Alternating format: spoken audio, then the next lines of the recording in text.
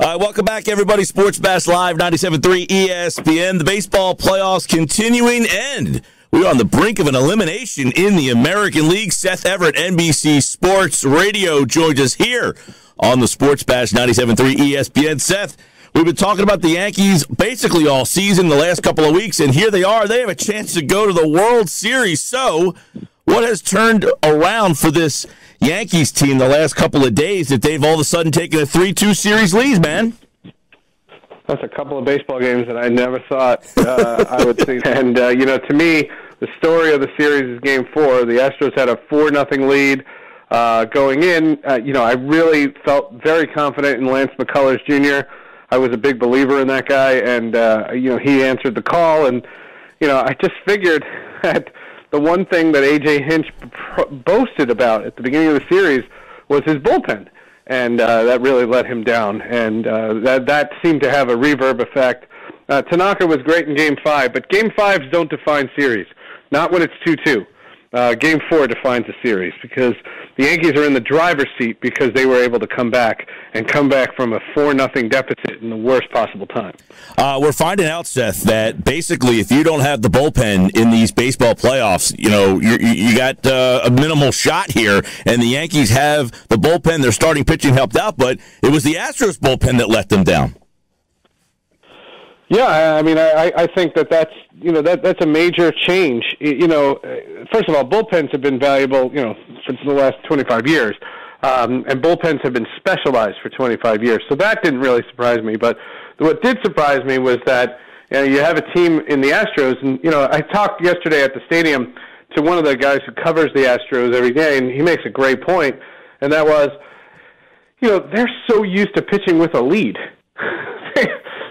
They always have a lead. Their offense was always pacing them, and if you're not going to be in that situation any longer, where you have one run, right, and you're protecting these tiny leads, eventually that takes a toll on your team, and everybody starts to press. And I think that's one of the things that happened. And I thought the indication of that was Game 2, because in Game 2 it seemed like every inch was being fought for. And it was one of the more enjoyable games of the series. And to me, at that point, the Astros went into this mold. And then the worst possible thing that happens is they get an off day. You got to stop with these constant off days. I mean, you would think Seattle is playing Tampa Bay every year because of the amount of days off for travel. It's insane. Houston to Newark there's like 6 flights an hour. Right. It's easy. And, the strange thing about the way this has all come down and what has happened as a result of it has been, I don't think offenses can stay hot. Turner's in a hot streak now for the Dodgers, right? But, and Daniel Murphy a couple of years ago had this, sick week. Right. But in that week was off day upon off day upon off day upon off day, and there's no way to sustain that. How surprised, you just kind of talked about it a little bit, but the fact that the Astros haven't had a breakout game at all. I mean, their offense has been dormant, and we saw how dormant the Yankees were in Houston. Do you anticipate that at home the Astros will finally break out, or do you feel like this Yankees team is kind of destined now? Oh, I'm not a destiny guy. I try to stay away from destiny. I think that what's happened is the Yankees have been very opportunistic, and they have hit mistakes very, very well. And the Astros are a better team than they're playing. I mean, it's just the worst possible time to get into a little funk. And both teams are not going to work out today. And I think those workouts are phony anyway. So to tell you the truth, my attitude has been, I still think this series is far from over. Would I be surprised if the Yankees won Game 6? No, they have all the momentum. They've won 3 in a row. But you have the off day, and you have Verlander at home. Can he do that again? I would love to see it. I mean, There's a reason why teams were so hesitant to invest in him. His best days are behind him, and he's out to prove that wrong. And once you get to a Game 7, then it's a winner take all, and who the hell knows. And I would caution Yankee fans on this is that they've been going to the well with CC Sabathia, and eventually the well runs dry. And I just think that there's how many bullets does this guy have? I mean, I've been a huge fan of his and the way he battles, but he clearly is not the pitcher he once was, and he's been able to get this great location, and how he's been able to pull this off has been amazing. Seth Everett's with us, NBC Sports Radio. Seth, we got the other National League game tonight. The Cubs kept themselves alive. Now they go and face Kershaw. Is this destined to be over? I know you're not a destined guy, but is this one in the books? Is this one in the books for L.A.? Are we going to get an L.A.? I feel like I'm talking to Beyonce. Are we finally going to see the Dodgers back in the World Series? I mean, I think so. I think at this point, the Cubs, this entire season, they never really hit their stride. Never. And the fact of the matter is that in this playoff so far, they're sub 500. You know what I mean? They won 3, lost 2 against the Nationals, and then they won 1, lost 3 against the Dodgers. So they're not really playing great baseball, and you could make the argument they've never really played great baseball, which is amazing because they won 90 games. And for this Cubs team, first of all, I think Wade Davis is toast.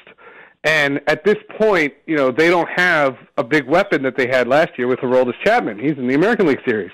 And so, to me, at this stage of the game, I just don't know how they could all of a sudden, shut them down for 3 more games. But, it's going to be a cold night in Wrigley. We'll see how Kershaw reacts to that. I'd love to see Kershaw just step up and be Kershaw so we don't have to answer that question anymore. Yeah, we've been waiting to see that from him for a while. It should be pretty interesting. Obviously, the Cubs are defending champions. They've got some experience, but I agree with you big time. It seems like all year long they have never really been that team that you kept waiting for them to make a run. They got to this point, but they never did it really all that impressively. So it feels like a Dodger-Yankee World Series. Everything would be right in baseball if we had a L.A.-New York World Series, wouldn't it?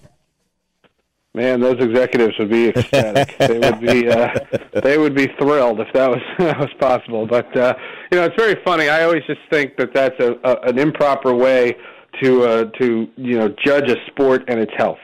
Because, a perfect example to me was last year. Last year they talked about baseball's resurgence. Well, the Chicago Cubs were about to break a 130-year curse. Right. And at that stage, people are saying, well, the baseball has been doing great. The ratings have been doing great. And I'm thinking to myself, you have market 1 versus market 6, and then you have markets 2 versus market 3. Markets 2 and 3, by the way, are going to get more viewers combined than 1-6. And as a result of that, the Yankees have been knocked off prime time twice. Yeah. Which is pretty amazing. And another thing, just to show the sign of the times, because I know you'll appreciate this. I learned this yesterday when I was at Yankee Stadium. When the games were on broadcast TV, you were not allowed to play a game at 5 o'clock because the affiliate's biggest profit hour is their local news. Right. And so you couldn't air a game at 5 o'clock, but now we're in the advent of cable, and it doesn't matter. So they're throwing these games at 5 o'clock. That's a huge boost for baseball because in the past, if they were going to play that game, it would have had to be at 2 in the afternoon. That's a huge difference. Well, it's been fun having some mid-evening baseball there. I think we're past that, though. I love the start times. The World Series will start about... the start times. What are we going to get, 10:15 start times next week? Yeah. Well, no, I love the start times because, these games feel like they're marathons. Yeah. Right? And gosh. There's so many components to them. But you wake up, you walk out of the building, and it's 9:15. Yeah. Fantastic. Listen, I love it. Listen to Seth Everett on NBC Sports Radio, the 24/7 live sports talk network. You can listen at NBCSportsRadio.com. Download the NBC Sports Radio mobile app today. All right, Seth, we'll talk for the World Series, pal. You got it, buddy. Take care. Seth Everett, everybody.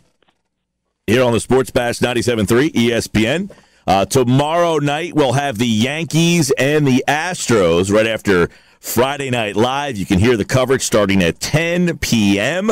And, of course, tonight, the Dodgers and the Cubs will be in action. We will have Thursday Night Football, Chiefs and Raiders. A lot of baseball we'll get into in the offseason, the managerial stuff. The Phillies obviously need to make their decision. So a lot of fun in the baseball playoffs. They've been really entertaining games, and we'll see. Could be a New York, L.A. World Series. We'll have that for you here on 97.3 ESPN. I'm Mike Gill. This is the Sports Bash, and we'll be back with plenty more live from Chickies and Pete's in Atlantic City here on 97.3 ESPN and the new 97.3 ESPN mobile app.